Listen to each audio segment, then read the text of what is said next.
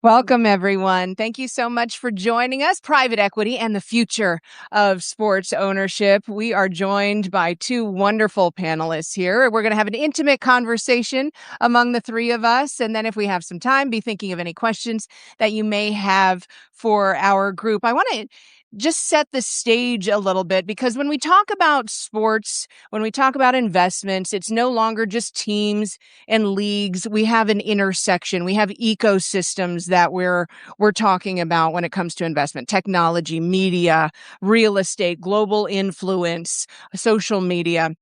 So the way these assets are owned, the way they're valued, the way they're operated, it's all changing very quickly. And you two are at the center of all of that. So today's conversation is really about where we are now, where we're heading in this space. So I want to introduce to you Assia Grazioli-Venier, a co-founder and managing partner of Muse Capital, a consumer technology fund focused on investing in companies that should exist. You're investing your future forward, particularly across healthcare, the future of how we live, how we play. And you've really built that company, that culture, that career on market shifts, spanning companies, Spotify, Juventus, and extending through Muse Sport as well. You'll get into what makes a Muse deal as well. And Brett Johnson, you're the founder and CEO of Benevolent Capital. It's a family office really investing across professional sports and real estate, private markets as well. Your portfolio includes Ipswich Town Football Club, the English Premier League, as well as U.S.-based clubs like Phoenix Rising FC, Rhode Island FC. And you're also a founder and partner at Fortuitous Partners, where you focus on sports-anchored real estate developments, including large-scale projects like Centerville Bank Stadium. So really, when we start this discussion, let's talk about the impact of sports, the impact of community, where you are positioned. You have very different entry points and you look at things through different lenses. So how do you approach this space today? Assia, I'll start with you. What makes a Muse deal? And when you are evaluating how to get involved in the space? First of all, thank you for having me. Great to be on stage with my buddy here. So thank you for pronouncing my name properly as well. But I run a fund called Muse Capital. That is a pre-seed, seed stage consumer technology fund. We invest very early. We're usually the first institutional check into companies that are changing the way people care, live, and play. We're very heavy in the women's healthcare space, for example, and I'll get into that in a minute. But we like to get in very early before these ecosystems really pop, when the valuations are low, and just before really the market catches on. On the sports side of things, after being on the board of directors of the Juventus Football Club, which is a storied men's soccer team in Europe. I was on the board for 9 years from 2012. We started the women's team in 2016, very, very, very early, even for US standards. And over the course of the last decade, I've been investing through Muse Sport into different assets, also very, very early. So we were very early in Washington Spirit, for example, which is the women's soccer team in Washington, D.C. It was at a $5 million valuation in 2020. Today, these valuations are 200 million plus. Again, at the time, everyone said I was crazy to do that. And so I've learned over my career to take that as a compliment. Then after that, we did Sail GP, which is Larry Ellison's sailing league, which I'm sure we'll get into in a minute. That also was before anybody realized how big that opportunity was. And I'm the chair of the board of the Women's Pro Baseball League, which is also brand new and very early. And when I first got involved in that, people thought I was crazy. And again, what really sort of makes a Muse deal, and there's a few others, by the way. There's volleyball, San Francisco volleyball, women's volleyball, pickleball. But what makes a Muse deal, I would say, is first of all, very early, like I said, before things pop. We also have to get involved in something that we don't just see a huge opportunity with because of a market need and really fans wanting it desperately, but just an untapped need that hasn't been really tapped into. But then also a way for us to be able to add our network and influence to be able to help it grow. So we're not just investing in things and watching them go. We like to really lean in our operational expertise. We like operating teams that know what they're doing and they know how to build a brand out of their team or league. I always say that at the end of the day, teams and leagues are entertainment businesses, period. So you need to be able, a CEO or a leadership has to understand that. So we definitely back companies that know how to turn their business and IP into a brand. We need to back teams and leagues that have talent that are also huge brand opportunities. You look at a Trinity Rodman in Washington Spirit. I mean, she's a star not just of Washington Spirit, but of the league itself. And we're seeing the league really leaning into making sure she's given the platform that she deserves to be able to continue to build her brand.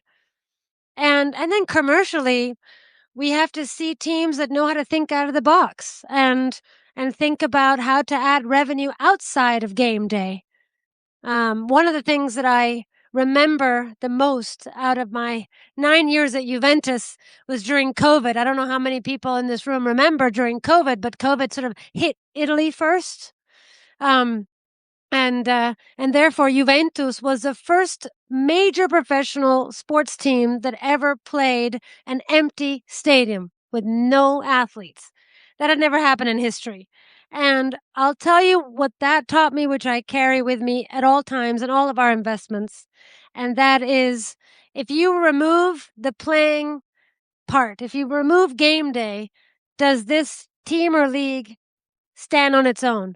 Does it have commercials? Can it exist commercially without game day? And I know that sounds kind of wild to think about, but we do have to think about where else we're driving revenue, what other assets, how we're expanding our IP, our commercial opportunities. And it can't just be that snippet of time when they're playing on the field or on a boat. There has to be additional business out there that we can really leverage, whether that's broadcasting, whether it's, at Juventus, we had Juventus Women, Juventus Village, Juventus Hotel, Juventus College, Juventus Medical, our medical facility. So it's, how do we make this sports team and league sit beyond the sports team and league? So. And Brett, you certainly know something about that creating the ecosystem. Give us a snapshot of your portfolio. I know I mentioned some of your involvement in your introduction, but you're also heavily invested in the ecosystem, not just the team, and view sports as really a big asset to the community. Yeah. Well, first of all, I also want to echo my gratitude. Thank you to everybody for the opportunity to share some perspective on sports as an asset class. My journey 12 years ago, I had an epiphany that Phoenix, Arizona was the biggest and best market without a Major League Soccer team. And the pathway to MLS was coming through a league called United Soccer League. And long story short, I bought a USL franchise. I rebranded it Phoenix Rising. One of my partners convinced Didier Drogba of Chelsea and Ivory Coast fame to come and join our ownership group and to finish his career with us. It would be like LeBron James deciding to join a G League team and finish. I mean, you just wouldn't see it. But we built a stadium in a great location, and I started to really get religion, in particular around what I like to refer to as rectangular sports as an asset class and stadiums as an asset. Followed up Phoenix Rising and led the purchase of a club in England called Ipswich Town, which at the time was in League One. So in the soccer pyramid in England, that's the third level of the soccer pyramid. And we ended up putting the right CEO in, who put the right manager in, who that between the two of them and others led back-to-back promotions to the Premier League. We did suffer a relegation, and we're currently sitting in second with 5 games left. So God willing, we'll go back up to the Premier League. But my primary focus over the last 6 years is I built a stadium in the state of Rhode Island. I went to school in a prior life at Brown University. There was a baseball team that played in the state of Rhode Island that tried to get a stadium deal done. The owners couldn't get that done, and they picked the team up and they moved it to Massachusetts. And I took real offense to that. I can't stand when I see someone pick a team up and move it.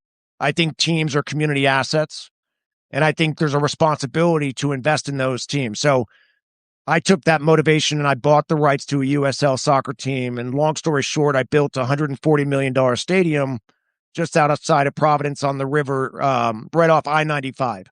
And the most important epiphany to me, and speaking of Trinity Rodman, she's coming to play because Boston Legacy is now renting my stadium. Premier Lacrosse League, Women's Lacrosse League, my men's team will launch a women's team, Major League Rugby, Women's Elite Rugby. We have a comedy show. We have a reggae festival. But in short, it's become the sport and entertainment capital for Southern New England. And so increasingly, what I'm very proud of is the ability to go into smaller, secondary, underserved markets and find ways to finance stadiums and then build the entire ecosystem around it. But to Assia's point, sports as an asset class, you have to figure out every driver of revenue you possibly can, because most of them on a standalone basis, it's really tough to pencil out. Not every single club is an NFL team. Not every single club has got Premier League media rights revenues. And for all the other ones, you really better figure out that entire flywheel, because if you don't, it's not sustainable.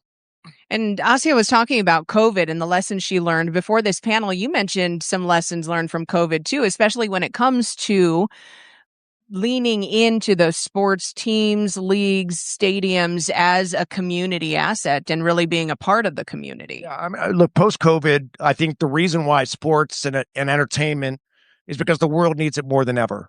I think that connectivity was what everyone missed and what everyone's gravitating towards. And I think increasingly people want to invest in experiences. So that's why I like the fact that basically you can't replace the right athlete, the right team, the right experience.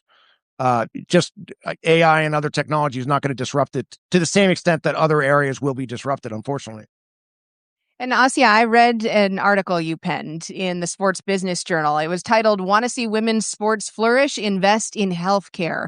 And I really loved your takes there. You made that connection between athlete performance and healthcare, especially when it comes to women's sports, long-term commercial value as well. You really look holistically at women's sports. So how does investing in health and performance really increase valuation for teams, for leagues, for women's sports globally? Thank you for asking that question, because it's two of my favorite topics, women's healthcare, women's sports. Frankly, you can't have best-in-class women's sports without best-in-class women's healthcare, which means the product just isn't going to be any good if these women aren't at the best shape of their life and are really playing at their best level. But if you take a step back, the issue is women's healthcare. I don't know how many people in this room know, but women were excluded from clinical trials until 1993. And when we were finally included in clinical trials, 80% of the medication that was out there had to be recalled. And so it's a very nascent world. It's one of the reasons that we invest very heavily in that area at at Muse Capital. And we've been investing across the board, from hormone testing to postpartum telemedicine to breast cancer imaging to the leading company in longevity space for women. And what we realized over the course of helping these teams and leagues scale is that at the end of the day, despite the best intentions of coaches and ownership group, somehow the technologies that are finally scaling in women's healthcare are not getting into the hands of these best-in-class athletes who are day in and day out doing their best work for us in these various teams and leagues. And so born out of frustration, I essentially launched with my team a platform called the Optima Program, which is basically where we're pulling together our entire women's healthcare platform portfolio and giving it in the hands as a turnkey solution to athletes in different leagues and teams, not just athletes, but also the women who work at these leagues. And we're launching with SailGP. So 250 women, both on the water and off the water, are going to get access to a whole suite of women's healthcare things. And so, but that's not just a nice to have. It's to allow them to be their best version of themselves. And so we can really actually compare women's sports and men's sports when you think that they should be given the same opportunities as men do in terms of training and performance. And I'll give one example for those that don't know, but I mean, women's cyclical sort of monthly cycle truly affects their performance and their injury. When they're most prone to injury. If you know that a woman is more prone to injury on X day, the coach is also going to make better choices about whether to put her into the game or not, or bench her until the next, their more important game a week later. And it safeguards her body, it makes it more competitive, and it allows us to really take care of our talent, like a Trinity Rodman, and make sure that they're really treated properly. I love that. And Brett, when you evaluate not only your own portfolio, but what to add to the portfolio, because you have Ipswich Town, USL clubs, real estate investments like Centerville Bank Stadium, how intentional when you're evaluating markets is that integration between team ownership, the surrounding infrastructure, buy-in from local officials? What all do you consider when evaluating markets? Yeah. So Ipswich is very different than Rhode Island. Ipswich is a 150-ish-year-old club, and it really, for better or worse, it anchors that entire community, and it anchors a global fan base that was living and dying by the fortune of the club.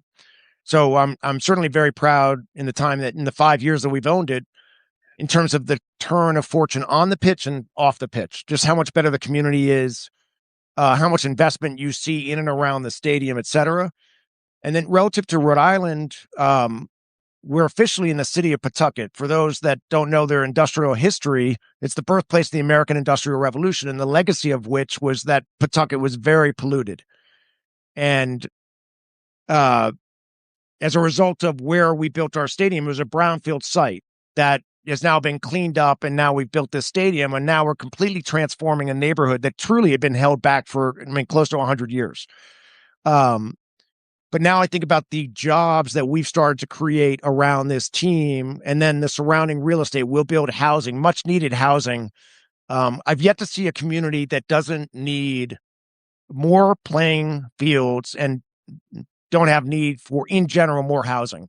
And so I think over time, my focus is starting to shift where I'm looking for either the ability to build more stadiums and then develop the surrounding real estate, or invest in sports complexes and increase or improve those sports complexes because of the importance that they drive to the overall community. So, I'm bullish on it. I always like to say none of this stuff is for a hobby. This is not ego driven. I feel very passionate. Every dollar of my balance sheet goes into my projects, but I'm very, very focused on return on investment, not only for my investors, for myself, but also for the community itself. These are public-private assets at the end of the day.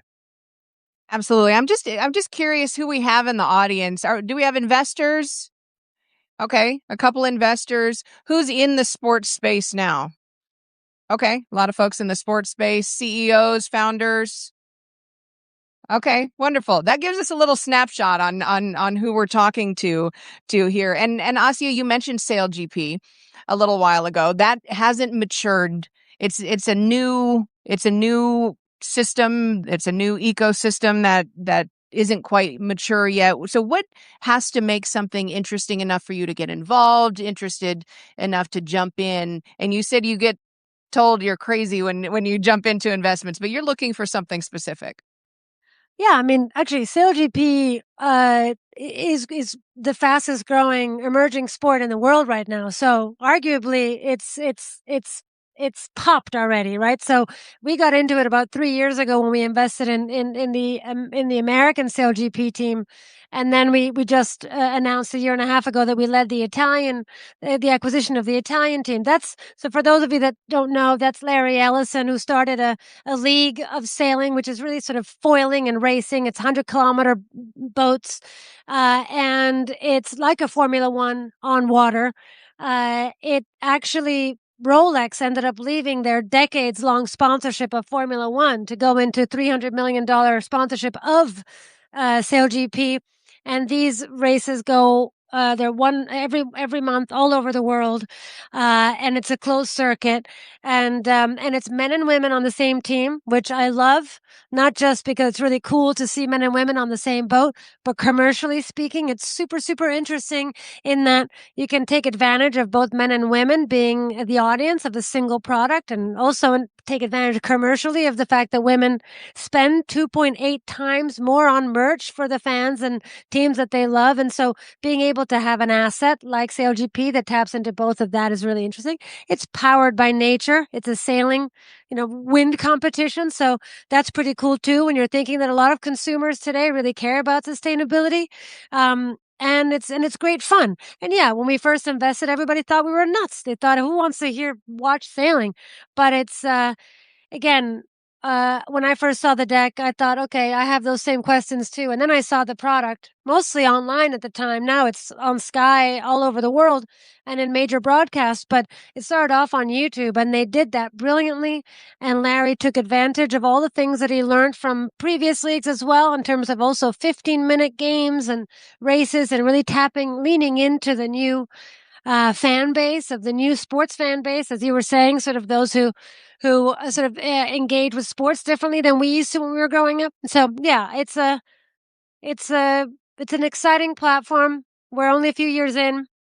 I just got back from Rio and we came in second place, so I can't complain. And there's a few investors in the room, so Congrats. I'll ask both of you this, but Brett, I'll send it over to you first about value and where value may be misunderstood. Where is the market currently overvaluing or undervaluing sports assets? Well, I certainly respect Assia's portfolio and timing. I mean, I think when she got into Washington Spirit, brilliant. I mean, I agree in terms of sale GP. I look closely at that. I've got a lot of friends who are in it. I'm bullish on it. But in general, you want to try to have Assia's timing rather than, I do think there are certain leagues that might be getting ahead of themselves. I mean, look, the United States, if you look at the NFL, NBA, if you look, the Padres just traded yesterday at a $3.1 billion valuation. I mean, there's the established leagues, NHL. It's incredible what's going on with the valuations there. I don't play in any of those markets. And again, I'm not being critical of them.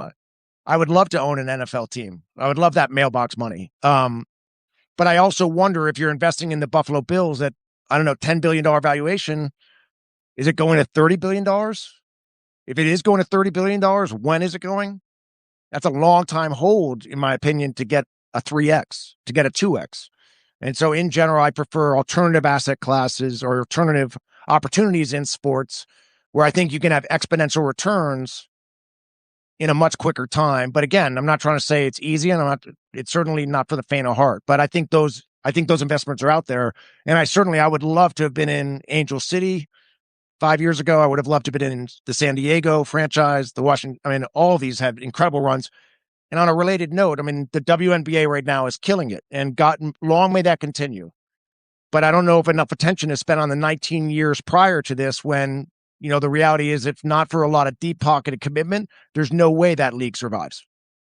So anyway, it's all a matter of timing. And certainly for me, I want to either create the opportunity or be in as early as possible. And I'm just not interested in being an LP in a cap table where you might have ownership, but you certainly don't feel like an owner. That to me is not, that's a different focus, if you will, than certainly what I've been up to. Same question to you. What's the market overvaluing, undervaluing? I mean, I agree. I mean, there's a reason we come in early. The truth is, women's sports and a lot of the emerging sports out there, if you get them right, there's still so much more to ride. Women's sports is only sort of 2% of the market, so there's just endless opportunity, really, in terms of how early you can go and watching it scale and watching your investments grow. I mean, like we said, Washington Spirit, 5 million valuation. Now they're at 200 plus. Sale GP has a very similar trajectory. You have to get in early. And then the other thing that I always think about, and I get this a lot, is the comparison with men's sports. And as you were saying, most men's sports are at a ceiling. If you look at Todd Bowley going into Chelsea at a $3 billion valuation, they're now at a loss of $300 million a year and I think that's a record loss, and I don't think any of those investors are going to get their money back anytime soon. And so that is probably just something that they wanted to do to have a nice asset to go to a good party and be able to say that you're an investor in Chelsea. But if you really want to get your money back and then some, you want to get in early in some of these assets, and there's still so much more room to grow in women's sports. I mean, just between the broadcast deals, I think the NWSL's broadcast deals is 40 times what it was from back in the day. WNBA is 4 times what the last contract was. When I first got into Washington Spirit, we could barely get 2,000 people in the stadium. Now we're filling 67,000 people stadiums. we're paying athletes more than ever before. So there's, I would say get in early and ride it out. But I would also say that not all assets are created equal. There is going to be some saturation here. You do have to ask yourself, in a world where we all have so many things that we could be doing, including spending time with our families, is that asset that I'm investing in really something that a lot of people are going to want to watch and lean into? So just because it's early doesn't mean that it's going to go the whole way. But definitely, I'm a big fan of coming in early when people think I'm crazy. You made a career out of that and identifying that early. We can't ignore where we are, right? National Association of Broadcasters, NAB show. And we've talked a little bit about media broadcasting deals. Let's talk about how that plays into overall valuation as well, especially when we're looking at whether it's underserved markets, whether it is teams, leagues that aren't traditionally broadcast or major market broadcast. How do you view that, and how do you look at media, social media? We even talked in our planning call about, is this a sports deal? Is this a reality show deal? You know what I mean? And so that intersection of content creation, social media, broadcast deals, and investments. I'll kick it to you, Brett. Yeah, so lots of ways to take that. I mean, Wrexham, obviously the Ryan Reynolds and McElhenney. I mean, that story, if you literally saw that in a Hollywood movie, you wouldn't believe it. Like, it back to back to back promotions. But that's as much a media play right now as it is a sporting play. It just got renewed for another 3 seasons on that. As far as media rights are concerned, my general feeling is that the strong are going to continue to get stronger. So NFL will continue to soak up the majority of the media rights. Are going to continue to dominate, certainly the U.S. market. The Premier League will do the same thing in football. And then I do think emerging opportunities in women's sports, WNBA, NWSL, I think there will be those that will take a disproportionate amount of what's left over.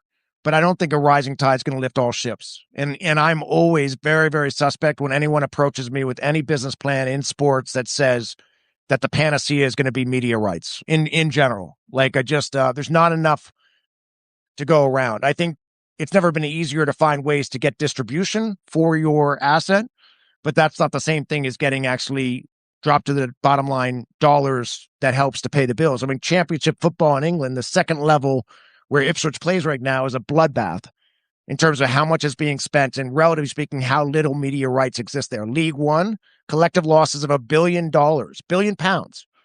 in that league. And the media rights are negligible. So everyone is fighting for promotion to the Premier League to try to get that media rights deal, to try to effectively save them. And even when they get there, that's not the panacea for it. So anyway, media rights is both a savior and a curse in many respects in this space. I agree. I mean, what we try to look at it on the emerging side is twofold. What the strategy is on broadcast and media today versus what it's going to be in the future. Obviously, all leagues, whether you're women's pro baseball or SailGP or the NWSL, want the almighty broadcast deal to, nice little sugar on top, and you want it to be a global deal. But in the short term, you want to make sure that you're building on YouTube, that you're creating incredible content, that you're reaching fans on social media, TikTok, Instagram, wherever they are in the community physically, and creating content and really kind of building a strategy that is on the ground. And more of a YouTube strategy, which I think everybody in this hall, frankly, knows that YouTube is really the leading television platform of today and tomorrow and forever. So I guess what we're looking for is someone who can really lean into those platforms today, and then also look at the sugar on top sort of broadcast deals. And I mean, we also look at storytelling. Not everybody can storytell. If I see another pitch of a team that just says, we're going to do what Wrexham did, it's like people launching a tequila brand and saying they're going to do what Clooney did. I mean, just because Clooney did it doesn't mean that you can too, right? I mean, these things are difficult to do. You have to have real creative genius behind it.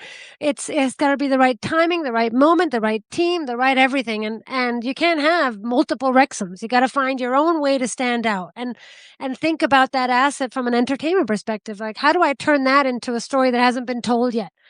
In SailGP, Hugh Jackman is an investor in the Australian team. We have Anne Hathaway. Hugh Jackman and Ryan Reynolds do this like hilarious clip kind of slapstick humor thing that they do, and it's blasted all over our suites when we watch the games, and it works, and it's got their own little take on it. That wouldn't work for us. We have to find our own approach, our own way of telling these stories, and find our own unique IP to flex. But yeah, it's easier said than done, and it should be hard to do. Otherwise, you'd invest in every team. Like it can't just be easy for everyone to pull these stories off. You've got to have something really special to bring to the table. And this is where I get excited. I spent many years as a broadcaster and now have a storytelling and video production company. So really, when you're looking at what comes first, it's kind of a chicken or egg type situation. Does storytelling drive valuation? Do you have to wait till your team asset league is valued at a certain place or popular enough in order to start telling that story? What's that right balance when you're driving interest, when you're driving valuation, when you're driving eyeballs? What comes first? How do you strike that balance? I'll let either of you jump in first. Well, I don't know where. I guess Sunderland Till I Die. For those that are familiar with that one, that was the motivation for initially McElhenney to turn to Ryan Reynolds and say, "Look, let's buy this club in Wales that's a hair's breadth from going out of business, and let's." And I'm not quite sure. I actually never watched the show. Not that I don't want to. It's just because I haven't. With a wife and 3 kids and a bunch of other things on my plate. We both. One day I will watch it. I'm sure I will enjoy it. But I think there have been so many now stories that have been told and told well. But I think to Assia's point, not everybody can pull that off. And again, I think it's a mistake for a lot of sports teams to all of a sudden think that they could be media properties per se. Not everyone's going to be able to make the leap. Not everyone cares about your story.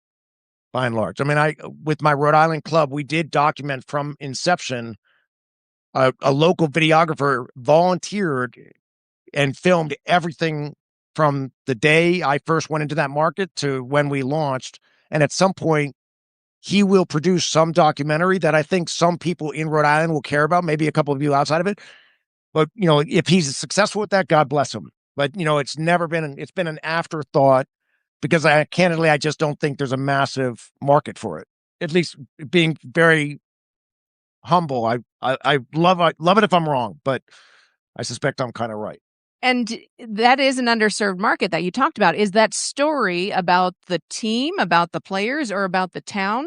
All of it. And again, I've seen some of his clips, and it's compelling. But again, I'm so close to it, I have no objectivity. So again, at some point, he'll get some distribution on somewhere, and we'll see how it resonates. And he produced it for basically, we gave him all access, and he volunteered his time. And so, low cost of production. Look, the incredible thing about Wrexham is, I think, promotion relegation. The reality is, if that was a closed Welsh league, and it's just not nearly as compelling. The fact that they're now on the doorstep of potentially going up to the Premier League, that's mind blowing.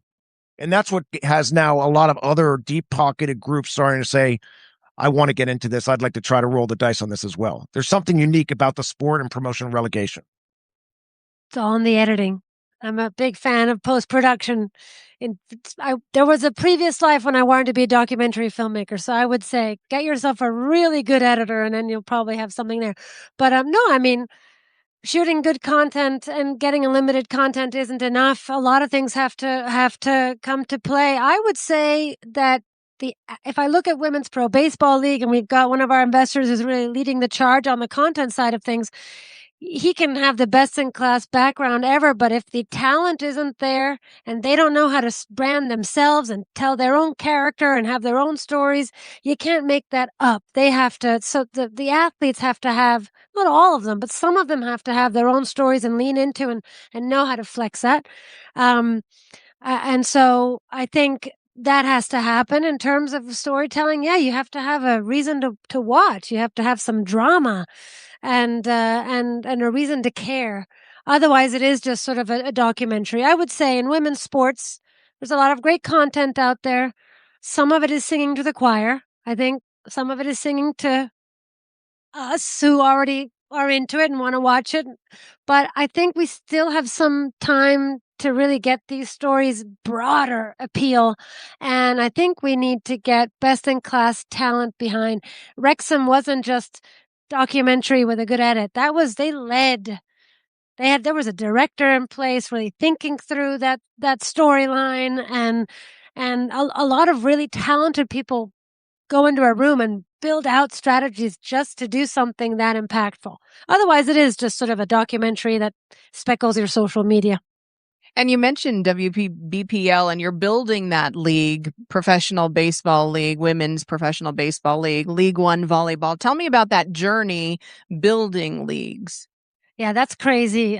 So Women's Pro Baseball League, I don't know if you ever saw the movie League of Your Own, but that's a true story. Men went out to war. These stadiums were empty. They put women in there. Actually, they realized women could play ball. And then they were stripped of all that, and they were forbidden to play ball and forbidden to go pro, and they were forbidden to even have a sort of little league until now. And so there was literally no reason whatsoever why women don't play baseball today. And somehow in 2026, we're still listening to the story that women can't play hardball. Softball's awesome, but it's a totally different sport, and you can't really compare the two things. And so, yeah, we leaned in, and I backed Justine, who is one of the most well-known women in women's baseball, and arguably the queen bee, and really the source of talent that is really feeding our league. And that's exciting. We have our first season coming up, and I would say that for that is a totally different asset because we're starting 100% from scratch, and we're building everything. We're bringing in the talent. We're building the infrastructure around it. There's no podcast. There's no video content. There's certainly no broadcast deals. We're announcing city. Well, we already announced the 4 cities: New York, LA, San Francisco, and Boston. We're leaning into the storylines behind those 4 things.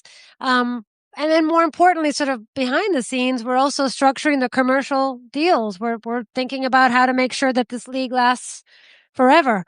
And it's the last remaining major league that doesn't have a women's counterpart for no good reason whatsoever. People used to tell me, women's soccer, women could run for 90 minutes. I used to get that not too long ago. And that's the same thing that I get asked when people say, women can play hardball. Yes, we can play hardball, and we're going to show you. So yeah, watch this space, and definitely go on Women's Pro Baseball League and follow us on socials. I like it. You got to get the plugs out there. What's a league or sport that the audience should be paying attention to? Something people may be underestimating. There's so many. There's so many now. I think Premier Lacrosse League and Women's Lacrosse League have done a really good job. I think this spring football league, UFL, has done an interesting job where they're now basing in one location, all the athletes in one location, and then they fly out to their local stadiums. And so, anyway, I think what you're starting to see is a lot of emerging leagues are starting to recognize they have to think creatively, they have to think differently, because the sort of model of having regional teams and traveling. I mean, the United States is a big country. It's easy to, in England, if you have a soccer league, you can jump on a bus and go to, majority of the sites within a fairly easy bus ride. In the United States, you're not taking a bus to almost any of your competition. So it's a completely different equation. I bet you NWSL's travel costs are probably higher than most MLS teams on average. So anyway, long way of saying that I think it's never been a more exciting time to be in sports. I think there are more ways to play the asset class than ever. And there's so many incredible entrepreneurs and leagues and teams and business models, technology and service providers. And I think about where it is today versus where it was 12 years ago. When I would go to a family office 12 years ago to invest in a team in Phoenix, Arizona, that was literally and figuratively a tough pitch. And now it's completely different. Now, almost all of them have some allocation towards sports as an asset class, and probably going to increase that allocation. My backer on Ipswich was a pension fund from the state of Arizona. anyway, it's I think we're still, to stick with the baseball analogy, I still think we're very much in the early innings of this overall asset class. Like, I'm very bullish it's going to continue to go up and to the right. I mean, obviously, I'm bullish on the things that we've invested in. I didn't mention before that Women's Pro Baseball League, one of the things that I was fascinated by is that more than 40% of MLB fans are women. I had no idea. And so, we're leaning into that untapped market, and we're looking at other areas that are untapped. Obviously, I could list out all of our portfolio that we're very bullish on, but I like to think about the things that I didn't do or that I would have liked to have done. Um, I am a big fan of Snow League. I don't know if anybody has been following that. That's Shaun White's Snow League. So snowboarding and skiing, and that happens. That's sort of a growing ecosystem that I'm very bullish on. And they started off with one event. Now they've launched into 3, and it's a global sport, because that's something else that we try to look at, is what has global appeal and not just the US centric, but also has some European and ideally Asia as well. SailGP has that. Yeah, I would say that's probably, what am I missing? Well, Love, obviously that's one of ours, but women's volleyball, I'm super bullish on that. Not just the American League, but I'm a big fan of the fact that volleyball is really big in Europe. And then I would also say I'm very curious about the NBA expanding into Europe. We don't actually only invest in women's sports. It just happens to be that there's huge untapped potential there, and we like to take advantage of that. But I'm curious about the NBA and how that's going to expand into Europe and how that's going to interface with the existing properties there. So that's a space to watch. Yeah, certainly the big leagues here are focusing on expanding their global reach and fan bases. I do want to hear from the audience. I could talk to you all and have many questions for you all. Any questions in the audience? I want to make sure that, yes, sir, Zach. Yeah, I can get us started. I like the way you guys approach the NASA class. We've got a microphone coming for you, Zach. Thank you. I like both of your approaches with sports as an asset class, and obviously getting in on some of these more grassroots or leagues that are at the ground level. I'm curious if either of you have looked into the world of wrestling at all, as it's extremely globally popular. Real American Freestyle has, I think, taken off like wildfire over the past year. Their viewership on Fox Sports is astronomical, and there's also a great story to tell from like a women's wrestling participation standpoint. I think there's now 7 Division I NCAA teams. Iowa State, Penn State, I think, is next to take women's wrestling on, and huge from a grassroots perspective in participation. So I'm curious if you guys have thought about that at all. I have not officially looked at it, but I would look at it. I'm smiling because I would totally watch that. And I really, the idea of like women beating each other up is like, sign me up. It's why I like rugby, women's rugby. I think that's really cool.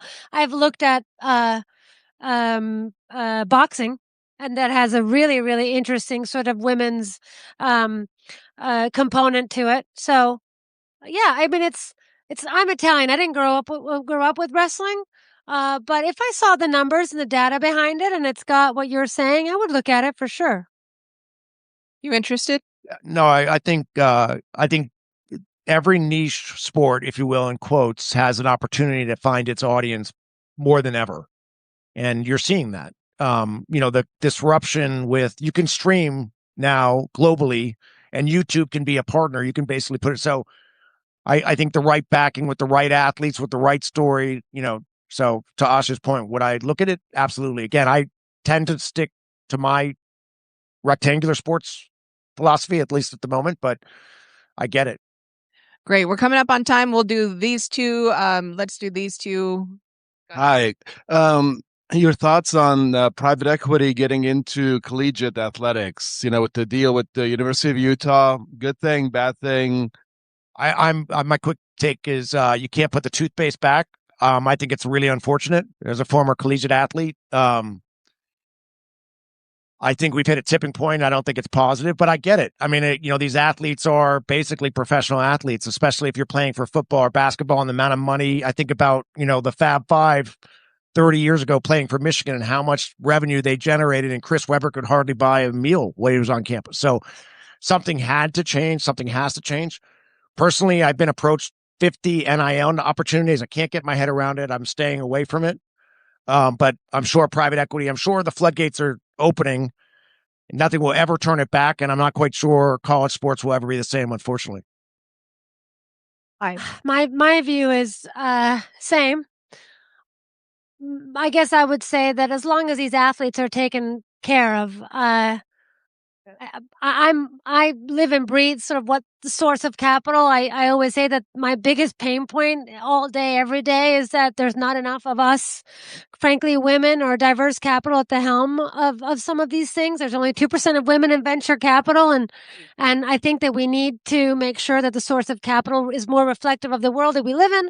And I say that because not all private equity is created the same. It can be a source for good. Profit and purpose can coexist. And if it's the right kind of private equity group going into the right asset and it's managed properly and these athletes are taken care of, then it's not such a bad thing. I think the reality is it's not usually the case.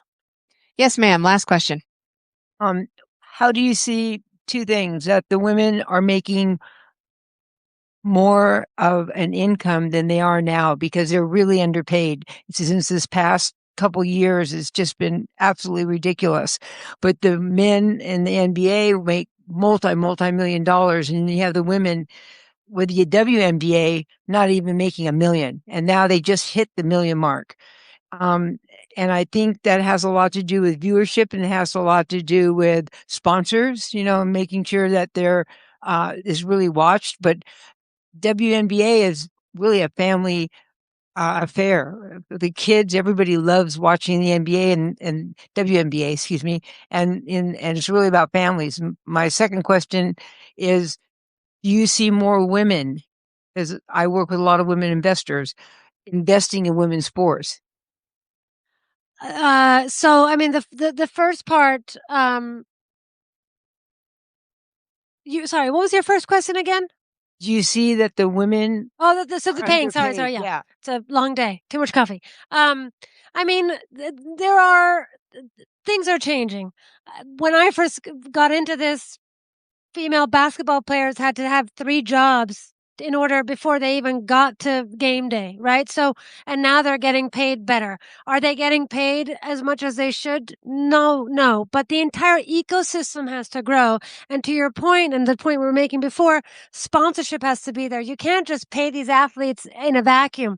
This has to be, there's P&Ls. You've got to actually sort of really do it in an ecosystem that can provide for them. You're seeing Trinity Rodman basically unlocking the what was it? What's it called? What was it?